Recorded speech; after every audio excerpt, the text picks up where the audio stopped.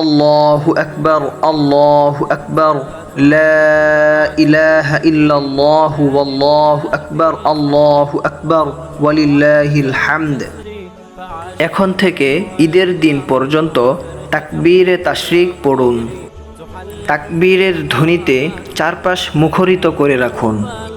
অনর্থক মোবাইল ব্যবহার পরিত্যাগ করুন। সারাক্ষণ জিকিরে মশগুল থাকুন। জিলহজ মাসের প্রথম 10 দিন বেশি বেশি তাকবীর পড়া মুস্তাহাব।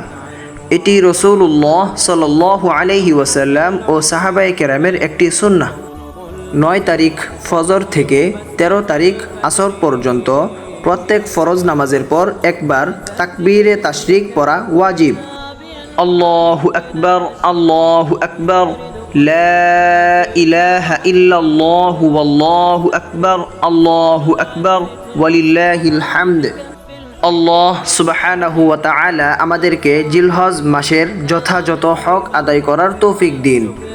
আমিন ইয়া রাব্বাল আলামিন।